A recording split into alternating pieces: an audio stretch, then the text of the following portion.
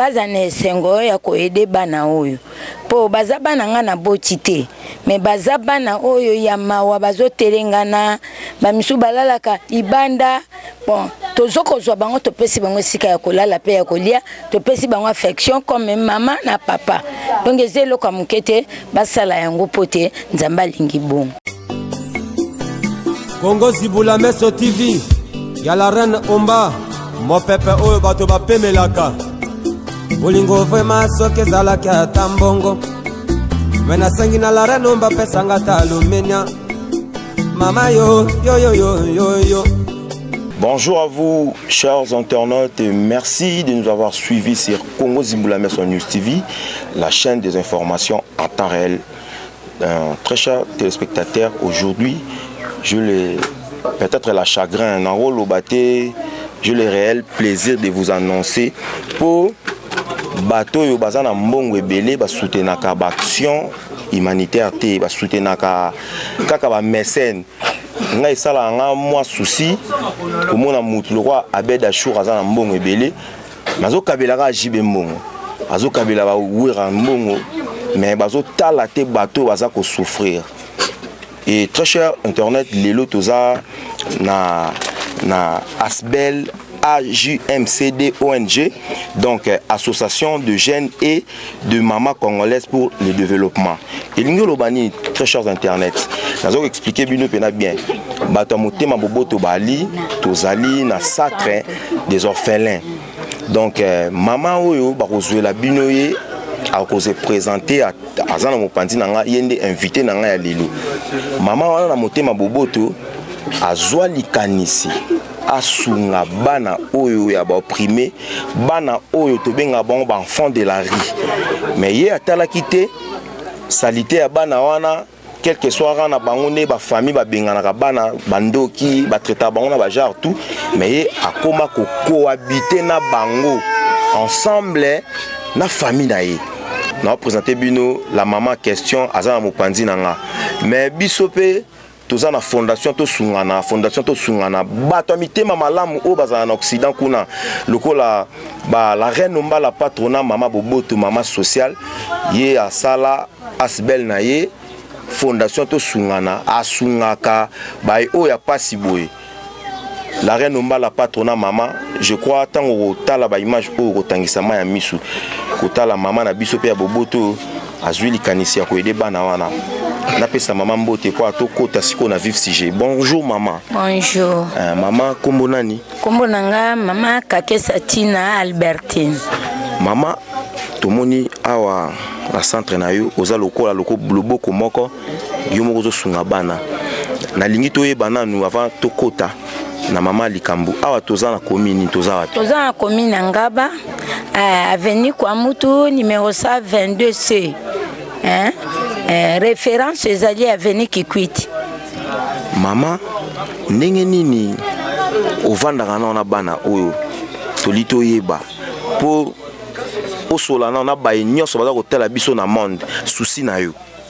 Souci nangeza papa nazwaki likanisi yo ngape nakola kwa orpheline papa nga kufaki na bitumba Zambi Lubumbashi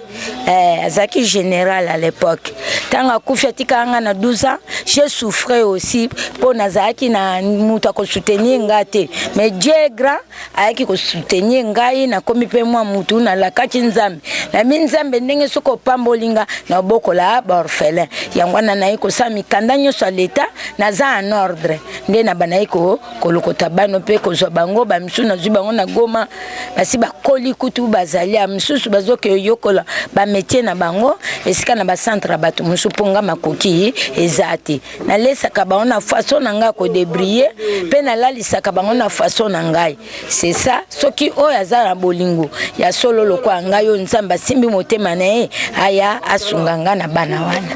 Ça fait très mal au cœur koyoka boye donc l'action il faut soutenir yango batu tout botala émission oyo je crois beau compatir na souci oyo ya maman azana ngo koboko la bana maman na landio na bokebi nyonso ndenge lobi oza na statut nyonso est-ce que déjà ozwa ba action moko boye ya bato libanda ba yo sunga yo mingi bato bayaka kosunga nga ce sont des pasteurs komona ndenge nazosala bibwele oyo ya nzambe naza makoki te ta mosusu bayaka na mwa eloko bapesi mais eza kaka insuffisant puisque baekole na bango soki bayebi ke eza ONG bafutaka nga mbongo ndambo bon nazodébrouiller kana makasi ya nzambe po te nakoka ta kosunga bango na baklasse mpo nakobokola bango kana bilia te fo bazala mpe éduqué quelque part bazwa mwa cour moko mpo lobilobi atanga naza te ase retrouver. Voilà. Maman, déjà combien de temps oyo wankataka bana oyo ça fait combien d'années déjà? Nasali tolobaka na 2015 hein? 2015 nde nazwaki mikanda na ngai mais na 2014 na bana fozwa bango ka boye mpona koluka nanu mbongo na sa mikanda siko na ko sa mikanda yo felina na 2015. Donc aux en ordre l'été ebio que awe comment centre des orphelins. Oui, l'été ebinga commune ngé ebinga en plus de ça pas ministre ba yebinga. Donc bisika nyoso na sina lekaki na za mikanda nga je suis en ordre. Donc nazanga ta mukanda mon côté we koki koloba ke l'état a stoppé nga na kosa makambo na koki sa nyons. Voilà, je crois Bolandi maman azan mikanda nordre je crois référence na ya pesi bino ba détail tout bino ba boza libanda mboka belo soutenir mais au PSP numéro de téléphone na yo numéro de téléphone na 081 044 31 77 bandela ngo suku numéro 081 044 31 77. Ce qui paye nos officiels Penazanango 090 50 94 936. Voilà maman, tout le monde, maman msou bazingi pe pembe nanga awa pour eza lokola déjà eza administration moko oyo ekambamaka na yo na batu na pe mususu okiko guider biso ba mama nini oyo bosangana kana bango pona ko batela bana oyo. Donc ba mama oyo pe baza ba mama mona futa ka bango te na bolingo tata nzambe ndenge pe ba mona kikenga na zo sale loko baza pe na susi makasi ebele ya bana musukoli ba ngo bilamba azali te nde mama oyo ayaki alobi na zwa mosala menzambe sani afutanga soki pe partenaire monani likamte baba na kofutanga ezali mama Makila Joséphine. Bon oyo azali à côté aza secrétaire nanga to sala kapé aza ko éduquer bana kotangisa bango mwa ba alphabétisation nde to sala kana bango avant tozwa Maman Makila Joséphine, tozwina nous maman secrétaire pour ayende administration kamamaka epa na mbote maman. Mbote, je journaliste. Maman toki koyeba kombo se présenter na caméra ya Congo Zibula Meso News TV. Kombo nangai mama Kaya Bahati mami. Nazali secrétaire na installation na biso orphelinat pour Maman azaki likanisia malamu biso ba musuto le kape na vie ki orpheline toye komona vraiment que association ya mama suki na sangani na yenga penzambe akobosa nanga te pona ko aider bana oyo bazangi baboti bana oyo bazangi lisungi na bomo na bango yango ne la travailler kana maman ko encadrer bana ko réformer ko rééduquer pour tous à la quand même na tous à la exemplaire des bons parents pour ces enfants oyo bazangi baboti bazangi ba famille tozala ba mususu pe to ramasa bango ka na bana bazali kwa ba phaseur ba boti bazali soit papa na mama bakabwana papa abali mwasi mususu mama abali mobali mususu mais ba nouveau couple na bazoboya bana oyo moninga boti esika mususu e bana na ba se retrouver na balabala nde to kendaka so to kutika ya bongo to kanga motema te to zwaka to ye na ye to identifier gouvernement ayebi mi commune na biso à partir de la commune tina gouvernement ba yebi ke to lokotaka les enfants abandonnés et il y a de ces enfants abandonnés oyo bayoka ki biso bandima ki biso pour le moment ba si ba pousseli na ba âge bazana ba formation à métier lokola ba mécanicien, ba chauffeur, ba couturière, tozotinda bango bongo pour un jour ou l'autre ba kokola ba kolonga na maboko na biso un jour ba ozala pe ba responsable ndango to sepe na présence na yo po na position toza nango mama oyo azobokola ba non na composition personnelle na ye. Donc ata ba action nationale ko tinda bana ba kende ko zo ba formation apprentissage na propre fond na binomo ya ye moko ngai kutunga pe na za chômeur lokola ye na za kaka assistante ye moko kanda mi sacrifier pour rendre service na bana oyo baza na batu mususu à part bango même bana mususu bautaka na ba bureau du quartier ona ba policier ba lokoti mwana moko ba benga na inga na butu na zo telenga na libanda ba policier ba kolokota baleki na ba quartier c'est document ya l'état aye kotike la biso to yambaka mais jamais mutokotinda mwana aya enjuka mama mwana natindela ki yo ndenge nini jamais kaka mama ye moko na bolingo na ya bo mama azobokola asinteresa peteke lokola mututela yela ki ngai mwana na landa na ke yebisa ye elokote. Alors ndango to sepel na présence na yopo ceux qui bato bazo yo kabiso ezala baza ba partenaire personnel ezala baza ba membre ya gouvernement ceux qui ba assister biso na œuvre sociale pour maman ba document nenu azana yango ti na centre de formation na centre social ezana Kasavubu mama asia kenda ekutana ki pe na ministre ayaki po na ba grève ya ba enseignant akutana ki pe na biso to solola ki nde yango siko mikanda nyo ceci ekoki mais na to assistance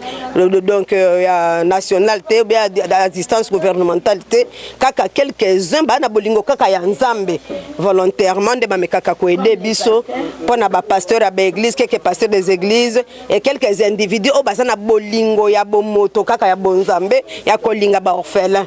de ba kaka ko assister biso makolia makolata ya bana mais c'est très rare. Tala ba difficulté ba mama bazo kutana nango pona ko sunga bana oyo baza kutu bandeko na bango te mais na souci na ndenga bonzambe ba habité to ede bana oyo pona nzambe akokanisela biso bokonza likolo to welaka na ba geste ya boye na ba geste ya boye nde nzamba wa pambola yo talanga kuna Fondation to sungana G31 numéro na biso eza affiché na ba ya ba écran na bino wana bo contacter Mama Adèle bo soutenir bana oyo Mama Adèle azakuna donc la reine Omba la patronat Mama Boboto ya sunga batu neti le 8 mars to kende koliana ba mama vef ya kankokolo na lisungi ya bonzambe ya Mama Adèle. La reine Omba la patronat mama sociale ya kana batu mère pour nous gagner bonzamba likolo il faut action ya boy ndengo kendo lesa ba mama veuve na kankokolo le 8 mars ndenge pe oko compatir pe moi mukia na wana na bana oyo sungi pe bandeko siko mama to lito ba jarnini ya bana oyo bolokotaka po bana na bana ba ka pe na ba histoire na bango ngana ba bengana nga pona kabwe siko bakanini o pe na bo rencontre mi bon baka to kutana ka mingi na makati ya na explication ya bana parce que to koko garder mana tete to ba passé na ye mingi ezala kaka ko na ndako na biso balobinga na zandoki babengani nga pona za na kindoki bo biso to mitu na ka mwana ndoki akovana na biso de pupa bamso bayaka ya mike ona mwana 3 ans azotelenga na kaka libanda azolela bakulu na ba fazel bakoko beta ye so pa baze beleta la kakishasa ndengeza e koko za la par hasard na circulation na biso bokuti bana ya mike bazami balemi sato basi bakanga o nini o ngai babengana ki ngai pa na biso mama mwasi ya papa lo bakinga na zandoki o ngai na longwaki na mbujima yo na Goma na Bitumba na ye awa noko na biso lobi o na zandoki abengani nga o ngai na otaki ba Kongo batindaki na koluka tata mwasi na biso na vanda na koma boye o azandoki bana ya bongo bo biso tozora mase bango na to constater état kindoki wana spiritualité yango biso to supporta ka bango bongo na deuxième cas on yebisa kiyo ya papa na mama bakabwani mama abadi mobali mususu azuba na sundoli pa ya papa pe abadi mwasi mususu mwasi na koya aboyi bana wana mingi biso ba mama soki obali mobali okutie na bana tozaka batu aliboso ko nyokola bana wana wana o mwana azandoki mama ne atiki ndoki abebiselanga libala to souffrance wana mobali soka dingi mwasi mususu akondima te ki a garder bana a sensibiliser bana po ya ko préférer azala mwasi ne mususu e papa akondima mwana ke balabala réseau eza nini o azandoki aloka mwasi nanga omoni ba raison wana donc mingi za ba raison wana e ba mususu baza ba véritable orphelin papa akufi mama akufi famille batikali na mwana babwaki libanda baboyi kobokola bayaka kotikela biso tokolandela situation kaka tosala document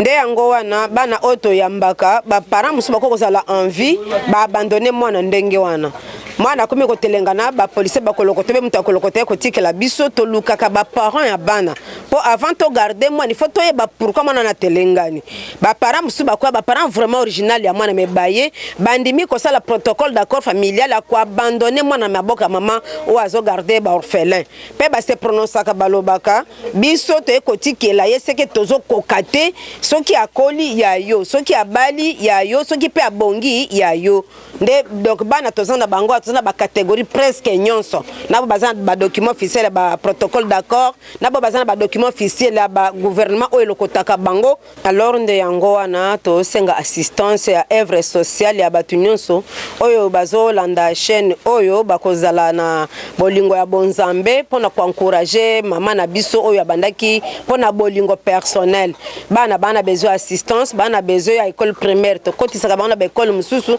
mais mama afutaka toujours ba tangisa bango felete tamso mona mutamutema malamu a diviser minerval par 2 mususu akoboya vraiment bi mama futela ka bango yango to pesi bino déjà merci d'avance pour to yebi ke bolingo nzambe eza na batu nyonso bakoyoka ata baza mingi te mais moko mibale misato bakose rappeler kaka na oyo nzambe asala kapana ba oyo bazo soutenir ba veuve na ba orphelin yango to pesi merci na journaliste na biso prochainement ako continuer komona ka biso ko tala ka pe biso na mama oyo afondaki eloko oyo esi songi bana ebele ba mususu ti lelo ba parents ba yebani te ba famille ba yebani te mais ba kola normal ba se retrouver pour ba tanga pe ba zo rééducation ba mususu ba osala sala déjà yango to pesi journaliste merci to pesi balandinyon so merci mingi na kati na bino merci je crois to sur la pena maman wala mbela bango po yim tazala na bango pe 3 il faut peut to zoyer